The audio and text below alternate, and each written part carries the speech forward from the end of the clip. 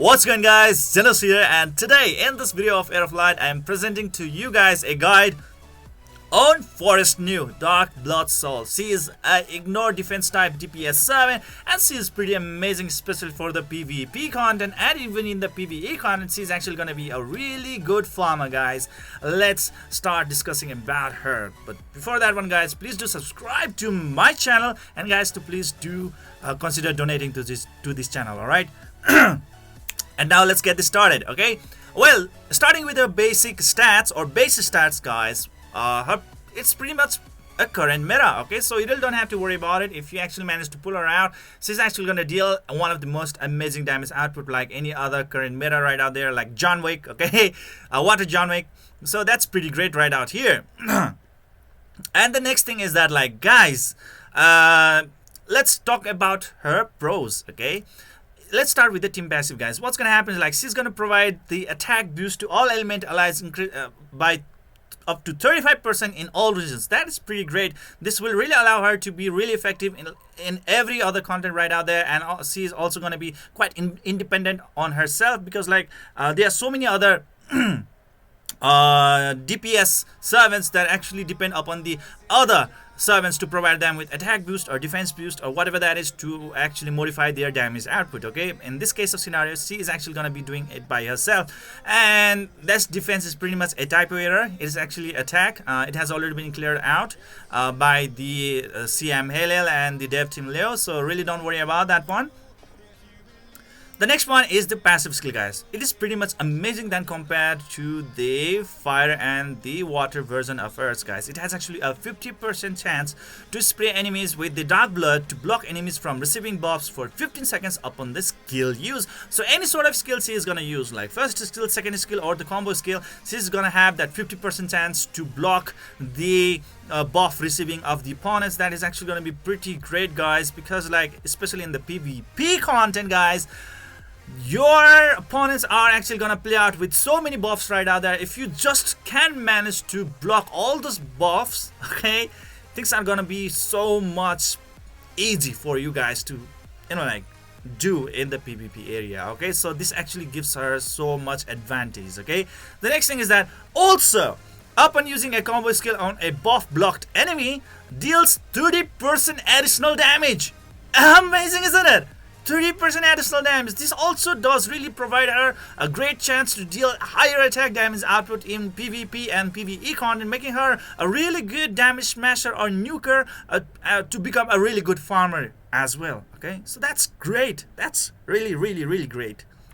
And the other thing that you have to really note down is that, like, if the ally Caesar is present, her attack increases by 100%. Caesar is pretty much a current meta as well. He's one of the top tier tank in the entire game, or let's say a very good healer as well. So if you have a Caesar in your team, she's actually going to get 100% attack boost, which is too amazing, okay? Because in most of the other DPS servant scenario, guys, they might actually pair up the relation effect with very underrated 5-star net DPS servants, okay? And that can actually be a very big problem, but for in this case, this is pretty amazing, okay? If you don't have ally Caesar present, then obviously any sort of ally tank will work out, but your attack boost will only be provided up to 70%, okay? So that's great. That's the thing right out there. First skill, pretty much a cliche that will actually increase the damage received by the enemy for 30 seconds by level 5. Second skill is pretty much a cliche as well, as it is gonna provide her an attack boost of level 5 for up to 60 seconds, okay? And the combo skill is also pretty much cliche to the current meta, okay, providing 2772% damage that ignores the enemy's defense, okay? Pretty much a current meta, pretty much a copy paste as well. And you also need to know that it's a one-hit multi-hit skill. That means like it's actually gonna be weak against certain type of tanks, like let's say Fire Heath, Forest Ram, and the Water Carmilla, okay? Because they, at a time, they can limit the damage incoming to them only up to like 30% of their max HP.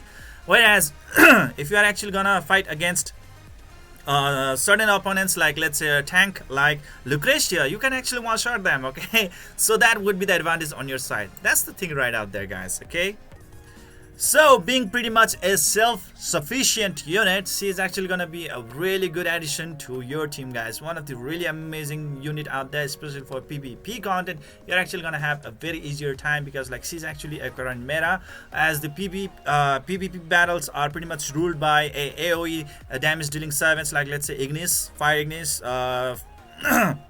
Water Ignis, Fire Sphinx, Forest Sphinx, like those kind of units right out there, or the defense ignoring DPS service, like let's say Water John Wick, or let's say a Water Christine, Forest Christine, Fire Christine, like those kind of thing. Okay, so as she is also a defense ignoring DPS type of servant, so she is obviously gonna be a very good addition to your PvP team. Okay.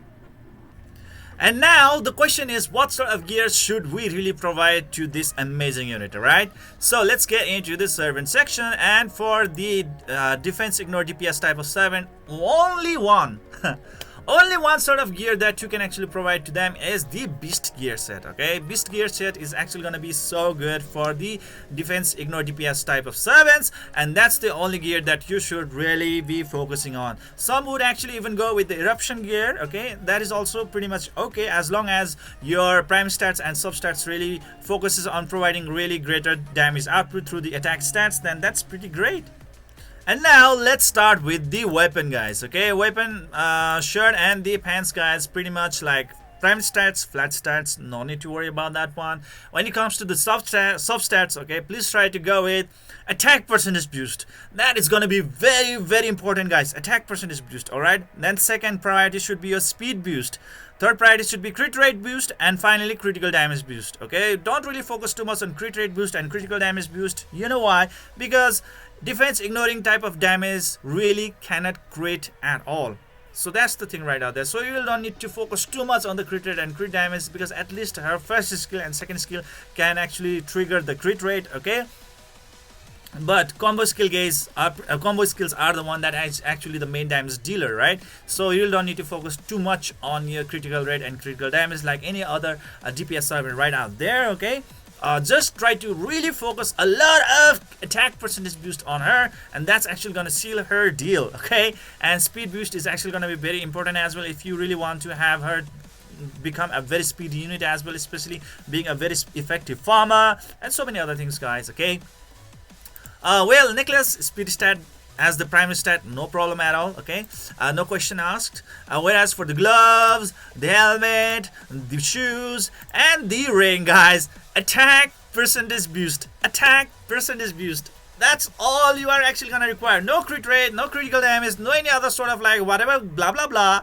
Okay, all you are actually gonna need is attack percentage boost on your all the lower gears. Okay, or let's say the gloves, helmet, shoes, and the ring. Okay, that's all you are actually supposed to need.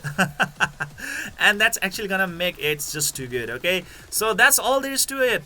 Very easy servant indeed, self-sufficient, and she can be built very very easily. Really do not ask for a lot of crit rate and critical damage. Okay, if you just give her a lot of attack percentage boost as the stat on her, then that is actually gonna make her so fearful and dreadly. Okay, so that's the thing right out there, guys. So this is it for today. I hope you enjoyed this video. Please don't forget to hit that like and subscribe button to keep on enjoying the contents of my channel. See you guys in the next video.